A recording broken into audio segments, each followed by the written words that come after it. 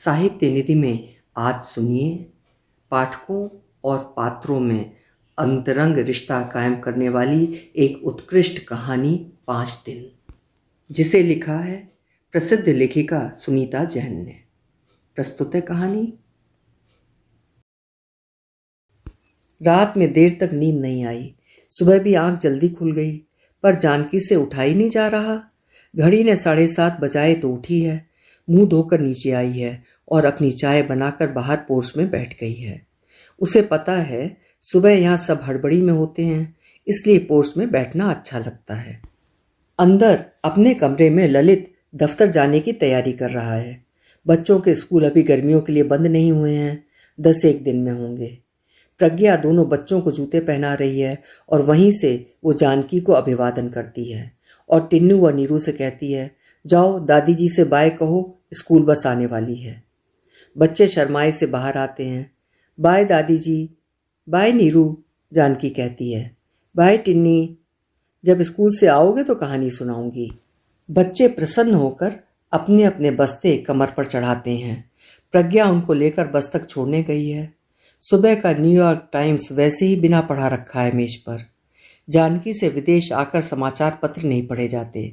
अपनी इसी असमर्थता पर उसे विस्मय होता है।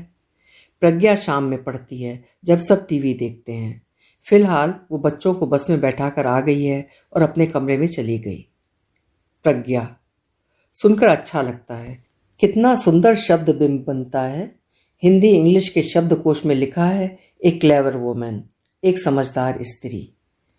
किंतु विदेश में प्रज्ञा शब्द के उच्चारण में कठिनाई होती है सभी को। अक्सर प्रज्ञा अपनी माँ पर चिल्लाती है, इतना कठिन नाम क्यों रखा? किसी को बताओ तो 2-3 बार से कम में मुंह ही नहीं चढ़ता। प्रज्ञा, प्रागया, हाँ ठीक है, परागा। धीरे धीरे प्रज्ञा का संक्षिप्त संस्करण पराग हो गया है। कैसा शब्द आसवन है, निचुड़ा भी ठीक ही पराग। पर यहाँ कोई पूछे तो बताए कैसे बेचारी कि पराग वाले पोलन जिससे छींक छींक कर आप अधमरे से हो जाते हैं। जानकी ने तो उसे बताया एक दिन कि पराग माने मधु, नेक्टर। तब से प्रज्ञा प्रसन्न है। 8 बजे ललित सदा सा ही भागता दौड़ता दफ्तर निकल गया। बाय मम्मी कहता हुआ। बस यही कहेगा वो अगले 10 दिन तक, बाय मम्मी, और शाम को हाय। और फिर खाना खाते समय, क्या किया दिन भर? कुछ नहीं, मतलब कुछ खास नहीं, एक किताब पढ़ रही हूँ। दोपहर को तो बच्चे आ ही गए थे, हम सैर को गए। तभी एकाएक प्रज्ञा कुछ कहकर ललित का ध्यान कहीं और ले जाएगी। धीरे धीरे जानकी तब उठ जाएगी और गुड नाइट बेटे प्रज्ञा कहकर ऊपर अपने कमरे में चली जाएगी। बच्चे तो 7-7:30 बजे तक ही सो जाते हैं, बड़ों के खाना खाने से पहले ही। हाँ, शनिवार को ललित कहेगा, बैठो कोई फिल्म देख लो। तब थोड़ी देर वो बैठेगी। ललित अपना लैपटॉप निकाल कर काम करेगा। प्रज्ञा उठकर कोई हिंदी फिल्म लगा देगी। जानकी देखेगी फिल्म की घटिया मारपीट, एक आध अच्छा गाना। सोचे कि 10 में से 9 फिल्में ऐसी ही रहती हैं। फिर अब तो उसे नए नए अभिनेताओं के नाम भी पता नहीं। प्रज्ञा हमेशा उसके अज्ञान पर हंसती भी है। जानकी तब मान लेती है, सच्ची मुझे तो हिंदी फिल्में यहीं आकर देखने को मिलती हैं, वहां तो देखती नहीं। प्रज्ञा तब हंसेगी जोर से अपनी इस पढ़ी लिखी अज्ञानी सास पर और कहेगी, आप भी मम्मी बस हैरत में डालते हो मुझे। जानकी हर बार की तरह चुपचाप मुस्कुराती रहेगी। अगली सुबह प्रज्ञा अपनी माँ से फोन पर लंबी बात करेगी फिल्मों के बारे में। चाय पीकर जानकी प्याला धोती है। बच्चों के लौटने में अभी समय है, तब तक घर में केवल जानकी और प्रज्ञा ही हैं। प्रज्ञा नहाकर अभी बाहर आएगी। जानकी इस बार 2 वर्ष बाद आई है दिल्ली से। सोचती है 10 दिन रहेगी तो दोनों बच्चे उसे पहचानने लगेंगे। इन 2 वर्ष में नीरू भी भूल गई। 3 बरस की ही तो थी जब वो आई थी यहाँ पिछली बार, और टिन्नी तो तब तक बोलता भी नहीं था, याद क्या रखता। अब वो 3.5 का है। नीरू 5 पार कर गई है। शायद दोनों बच्चे इस बार उसे ना भूलें। भूलेंगे क्यों नहीं, जाने कब फिर आना हो, समय का क्या भरोसा। प्रज्ञा तौलिए से बाल झटकती बाहर आती है। अकेले बैठी हैं? जैसे पूछा हो खाली बैठी हैं? हाँ, जानकी हाथ पोंछती हुई कहती है, कुछ काम हो तो बताओ। नहीं, कोई काम नहीं। प्रज्ञा हर वर्ष यूं ही भूमिका बनाती है। आज जानकी को न्यूयॉर्क आए तीसरा दिन है। पिछले 2 दिन तो शनिवार इतवार था। ललित व बच्चे घर पर थे और वो स्वयं अभी जेटलैग में सोई सोई सी थी। फिर फोन भी कितने आए। शिकागो से मीरा का, मम्मी आप आ गई, बच्चे बात करेंगे, दोनों नातियों से बात, कुछ लेखक मित्रों का फोन, कई बार उसके पति भास्कर का फोन फिलाडेल्फिया से, भारत से छोटे बेटे मनु का फोन, ठीक पहुंच गई मम्मी। मम्मी प्रज्ञा वापस आती है। फिर अकारण खिसियाई सी हंसी हंसती है। साथ में 2-3 कपड़े हैं। ये मैंने सिंगापुर में लिए थे, रैप अराउंड, इनका बड़ा चलन है। जानकी खोलकर देखती है। तहमत जैसा छपा हुआ नीला कपड़ा है, शायद महिलाओं की लुंगी हो। अरे इन्हें कैसे पहनते हैं? हैरान पूछती है। प्रज्ञा कमर में कपड़ा लपेटती है। लंबी स्कर्ट सा बन जाता है। कपड़े की तनियां प्रज्ञा कमर में बांध लेती है, घूम घूम कर दिखाती है। अच्छा है ना? हाँ, तुम पर तो अच्छा सभी लगता है। सच बात है, प्रज्ञा पर कुछ भी फबता है। लेकिन मम्मी ये मेरे लिए लंबा है, यहां तक होना चाहिए। चुटकी से प्रज्ञा कपड़ा उठाकर टखने तक लाती है। कोई 3 इंच लंबा है, पहनने को मन करता है, पर 1.5 साल से ऐसे ही पड़ी हैं ये सब। छोटी कर दूं? जानकी पूछती है। हर वर्ष की तरह ये नाटक दोनों ओर से ऐसे ही चलता है। सच आप कर देंगी? क्यों नहीं, मशीन निकाल दूं? मैं निकाल लूंगी, मुझे पता है कहाँ रखी है। बस प्रेस दे दो ताकि हैम को मोड़कर प्रेस कर लूं ठीक से। 1 मिनट खड़ी रहो, निशान ले लूं। प्रज्ञा शायद अपनी समझदारी पर अपने को बधाई देती है मन ही मन। जानकी मशीन चलाते हुए मशीन का आनंद लेना चाहती है। कितने समय बाद मशीन चलाई है। वो जब भी अमेरिका आती है बस तभी। मशीन पैर से चलाती है। हाथ से चलाने वाली होती तो और भी अच्छा होता, जैसे बचपन में अपनी माँ की मशीन हाथ से चलाती थी, खेल खेल में। दिल्ली में जानकी के घर में मशीन का अवसर ही नहीं बनता। जो करना होता है वो अम्मा उसकी पुरानी आया कर देती है पहले से। लो बिटिया, तुम्हार पेटीकोट सिल दी, गिरना पड़ती, बखिया उधड़ी पड़ी थी। मनु सुनता तो हंसता। मम्मी को तो टाका लगाना आता नहीं, अम्मा तुम ना करो तो इनके कपड़े तो उधड़े पुधड़े ही रहें। चल रहने दे, तुझे क्या पता मैं क्या क्या कर सकती हूँ, वो मीठा झिड़कती।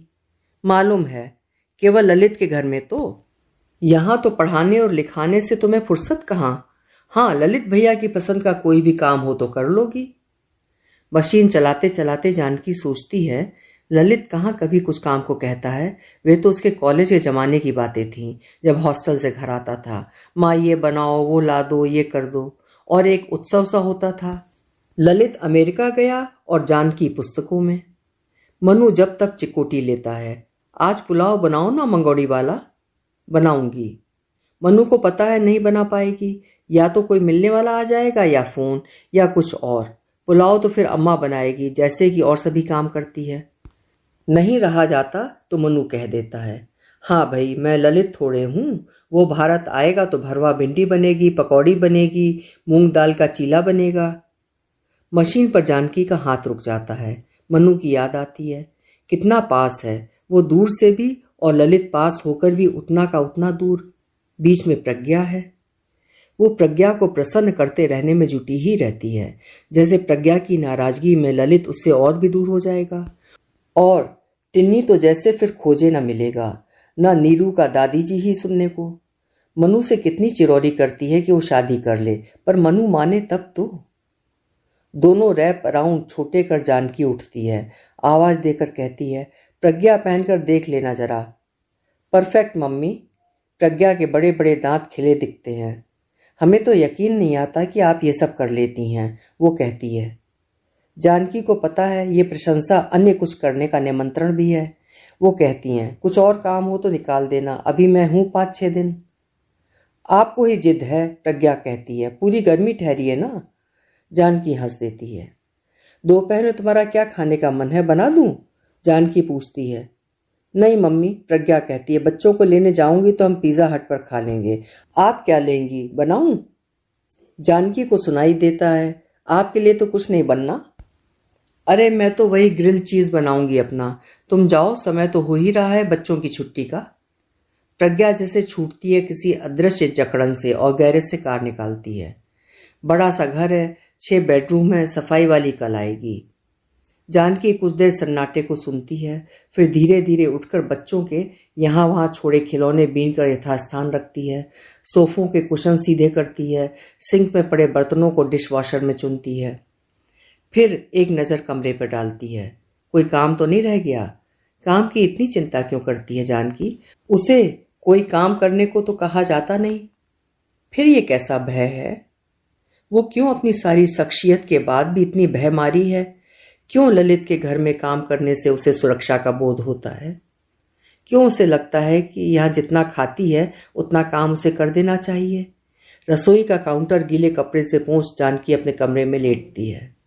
उसे पता है दोपहर में प्रज्ञा कच्चे मीट का बड़ा सा पैकेट फ्रीजर से निकालकर सिंक में रख देगी ताकि वो शाम को पकाया जा सके। ललित तो अभी भी शाकाहारी है, प्रज्ञा और बच्चे नहीं। पकते ही मीट की गंध सारे घर में फैलेगी। उससे बचने के लिए जानकी बच्चों को लेकर सैर को निकल जाएगी। मीट को चाकू से जब प्रज्ञा काटती है तो जानकी को कई घंटे मतली होती है। वो इलायची मुंह में डालकर अपना मन ठीक करती है, चाहती है उतनी देर उसे रसोई में न जाना पड़े, पर ऐसा कहाँ संभव है? रसोई तो यहाँ घर के बीचों बीच है, बिना दरवाजे की कहीं से भी दिखाई देती है। प्रज्ञा को ललित ने कहा भी था, मम्मी जब होती हैं ना पकाया करो। उसके बाद बड़ी देर तक प्रज्ञा की आवाज का गुस्सा और क्यों हवा में तैरता रहा था। अब ललित कुछ नहीं कहता, चुप है, और जानकी तो कभी बोली ही नहीं। शायद जानकी के आने से ललित भी भयभीत होता है कि अब प्रज्ञा जाने किस बात पर भड़क उठे। फिर कमरा बंद कर उससे कितनी अनुनय विनय करता है, कम से कम माँ के आगे तो चुप रहो। ललित का यह भय ही जानकी को दहलाता है, भीतर भीतर तोड़ता है। वो नहीं जानती कि इस चुप्पी से कौन किसको बचा रहा है, ललित उसे या वो ललित को। डरते डरते उसने पिछली बार अपने पति भास्कर से कहा था, प्रज्ञा और ललित जाने क्यों इतना टेंस रहते हैं, मेरे आने से शायद। तो मत जाओ वहां, रहो यहीं मेरे पास। उनसे मिलना होगा तो वे यहाँ आ जाएंगे, पर यहाँ फ्लैट में जगह तो है नहीं। वे आएंगे तो शाम तक चले जाएंगे। ठीक तो है, इससे अधिक जरूरत भी क्या है? जरूरत? भास्कर को कभी किसी की जरूरत का पता रहा भी है क्या? 15 वर्ष से वो उसे और मनु को छोड़कर फिलाडेल्फिया में रह रहा है, अपने छोटे से फ्लैट में पूर्ण तरह से आत्मनिर्भर। कभी कभी जानकी को ईर्ष्या होती है, वो क्यों भास्कर जैसी नहीं हो सकी, क्यों वो मनु से दूर न जा सकी, और हर वर्ष अपने दोनों बच्चों मीरा और ललित को देखे बिना वो क्यों नहीं रह सकती। भास्कर तो यहाँ अमेरिका में रहते हुए भी किसी से मिलता नहीं, बस फोन पर फर्ज अदायगी करता है। भास्कर से मन की बात कही भी तो नहीं जा सकती, जानती है कि क्या कहेगा। इतनी दूर आती हो, इतना खर्च करती हो, फिर अंदर तक कट फट कर वापस दिल्ली जाती हो। बच्चों का मोह छोड़ क्यों नहीं देती? उन्हें है क्या तुम्हारी जरूरत? तुम्हारे आने से उनकी गृहस्थी ही डोलती है क्या? नहीं, मस्त रहो जैसे और रहते हैं। तुम भी डिटैच करो अपने को, सबसे निरासक्त हो जाओ। डिटैच? निरासक्त? कितना डिटैच करे जानकी? कब तक? कोई सीमा है इसकी? 9 वर्ष पहले ललित ने जब लिखा था कि उसे एक लड़की पसंद आई है और वो यहीं अमेरिका में उससे विवाह करेगा, तो क्या उन सब सपनों से उसने डिटैच नहीं किया था अपने को, अपने आप को, जो उसने पाले थे? और वे भी ललित के ही कथन पर कि नहीं माँ, मैं विदेश में नहीं बसूंगा औरों की तरह, मैं तो पढ़ाई समाप्त होते ही दिल्ली आ जाऊंगा। और अमेरिका जाते समय उसने कुर्ते पजामे, यहाँ तक कि एक गांधी टोपी भी अपने सामान में रखी थी। और अब अमेरिका में विवाह माने देशांतरण। प्रज्ञा का तो भारत में कोई था नहीं, सब अमेरिका में ही थे, चाचा बुआ नाना मामा ढेर कुनबा। तो ललित कैसे आता बार बार? जानकी ही जाती है जब रहा नहीं जाता, सहा नहीं जाता। बच्चों का यूं देश छोड़ देना, माँ को छोड़ देना, सारी संपत्ति जो उनके लिए जुटाई उसे छोड़ देना, पर सहना होता है। और भास्कर कहता है डिटैच करो, जैसे वो स्वयं को डिटैच कर ललित और मीरा के अमेरिका बस जाने के बाद अमेरिका चला आया। जानकी और मनु रह गए थे वहीं दिल्ली में। क्यों जा रहे हो अब? जानकी ने पूछा था। यहाँ नहीं रह सकता, इस करप्ट देश में। मीरा के विवाह होने तक रुका था, अब वापस वहीं जाऊंगा जहाँ मेरी ट्रेनिंग हुई विज्ञान में। बहुत काम करना है मुझे, रिसर्च। और मैं? तुम भी चलो, छोड़ो ये 2 टके की प्रोफेसरी। और मनु? उसे तो अभी वीज़ा नहीं मिलेगा, 21 के ऊपर है वो। मनु को अकेले कैसे छोड़ दूं और इस घर को? तो रहो, मुझे तो जाना है, मुझे कोई अटैचमेंट नहीं। भास्कर चला गया, वो नहीं गई। तब से मर ही तो रही है जानकी धीरे धीरे। भास्कर ठीक ही कहता था, गीता भी तो यही कहती है, ध्यायत्वो विषयानुपुंसा संगस्तेषुपजायते संगात संजायते कामा कामात् क्रोधो अभजायते क्रोधा भवति सम्मोहम सम्मोहा स्मृति विभ्रमा स्मृतः भ्रमाशाद बुद्धिनाशो बुद्धिनाशात पश्यणयति। 3 बजने को हैं। प्रज्ञा और बच्चे आते ही होंगे। जानकी चाय की केतली में पानी गर्म करने के लिए रखती है। बेसन घोलकर उसमें आलू काटती है, 1 हरी मिर्च। प्रज्ञा को पसंद है, 1 बड़ा प्याज। मम्मी, प्रज्ञा दरवाज़ा खोलते ही कहती है, फिर काम करने लगी? तो क्या हुआ, तुम्हें पसंद है, फिर खाली बैठा भी तो नहीं जाता। लो खाओ, अभी गरम गरम है। जानकी बचे हुए घी में पापड़ के टुकड़े डालती है। नीरू को पसंद है। फिर हाथ पोंछकर टिन्नी को गोद में बैठाती है। हलवा खाओगे? टिन्नी नहीं समझता। प्रज्ञा समझाती है, यम यम मीठा मीठा वाला। जानकी जानती है प्रज्ञा को सूजी का हलवा बहुत अच्छा लगता है। उठकर बनाने लगती है। घर आने पर ललित भी ले लेगा 2 चम्मच। प्रज्ञा को तो क्या ही समय मिलता होगा बनाने का। शाम ढल रही है। भगोने में मीट खदक रहा है। जानकी लॉन में पानी लगाने के बहाने खुली हवा में आ गई है। दोनों बच्चे साथ में हैं, गीली घास पर दौड़ रहे हैं। वे जानकी को रिझाना चाहते हैं। देखो देखो दादी जी। नहीं बेटा, इतनी तेज मत भागो, चोट लगेगी। वो दौड़कर नीरू को पकड़ लेती है और कलेजे में भींच लेती है। एकाएक नीरू कहती है, आई लव यू दादी जी। पीछे से टिन्नी नकल करता है, आई लव यू दादी जी, और जानकी की पीठ पर लग जाता है। फोन पर अंदर प्रज्ञा अपनी माँ से बातें कर रही है। नहीं, बाहर हैं। नहीं नहीं, इस बार तो कहती हैं 10 दिन के लिए आई हैं। नहीं, पूरा महीना नहीं, उम्मीद तो यही है। नहीं नहीं, ललित ठहरने को नहीं कहेगा। पिछली बार का क्या उसे याद नहीं कि मुझसे पूछे बिना कुछ भी करने से कितनी टेंशन होगी? ना ना मॉम, वो खुद क्या कम चालाक है? वो खुद ही नहीं ठहरेगी, फिर उसकी बेटी क्या कम है? वो मीरा उसे भड़काती रहेगी हमारे खिलाफ। पिछले साल मैंने सुना चुपके से एक्सटेंशन फ़ोन पर कह रही थी, हमारे यहाँ तो रहती नहीं, वहीं तुम्हारा जी लगता है। अच्छा रखती हूँ, आती ही होगी अंदर। हाँ हाँ, ललित की 2 पैंटें हैं, कल दूंगी। बेटे के लिए तो वो कुछ भी करेगी। जिप ही तो बदलना है, नहीं तो फेंकनी पड़ेगी। Bye bye. क्या? हाँ लाई हैं, वे तो हर बार लाती हैं। मेरे लिए हीरे के टॉप्स हैं, नीरू के लिए पेंडेंट और टिन्नी के लिए सोने की चेन। ललित? उसके लिए सिल्क का कुर्ता पाजामा। हाँ हाँ मॉम, मुझे याद है, मौका देखकर कहूँगी। जब ललित नहीं होगा कि मुझे आपके हीरे की चूड़ियाँ चाहिए, आखिर खुद भी तो पहनती हैं। नहीं, महंगी सस्ती क्या, नौकरी तो करती हैं। मैं नहीं मांगूंगी तो मीरा को नहीं दे देंगी? देती हैं तो दे, पर पहले मेरी बनवा दे। अच्छा रखती हूँ, शायद वे आती ही होंगी। प्रज्ञा शायद नहीं जानती कि गर्मी में जब घर की खिड़की खुली होती है तो भीतर की आवाज़ बाहर तक जाती है। किचन गार्डन में चुप खड़ी जानकी अपनी महंगी साड़ी के पल्ले से ही अपने गीले हाथों को पोंछे जा रही है। ऐसा तो कभी नहीं करती। प्रज्ञा ने फ़ोन बंद कर दिया है। जानकी सोच रही है 5 दिन और। आज तो सोमवार है, मंगल बुध वीर शुक्र शनि। भास्कर तो शनिवार को ही आएगा फिलाडेल्फिया से उसे लेने। 5 दिन। जानकी भीतर ही भीतर थरथरा सी रही है। नीरू और टिन्नी भाग कर आते हैं कहीं से और उसके पैरों से लिपट जाते हैं। दादी जी, वही कहानी सुनाओ ना। कौन सी?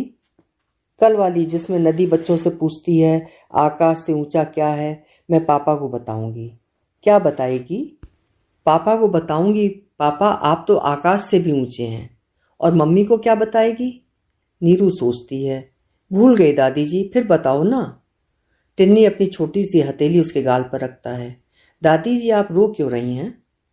जानकी दोनों बच्चों को कसकर छाती से लगाती है। वो अभी भी थरथरा रही है, पत्ते सी, जो टूटा तो दूर गिरेगा, जाने फिर मिले ना मिले।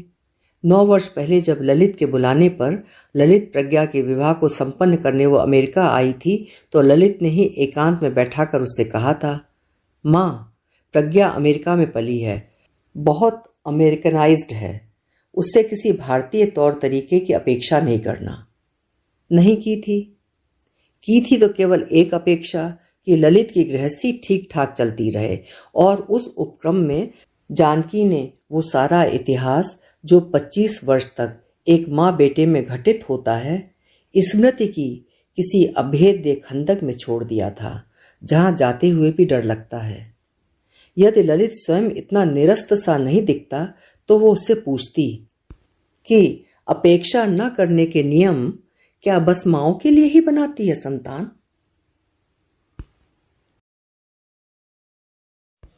अभी आपने सुनी सुनीता जैन जी की लिखी हुई कहानी 5 दिन।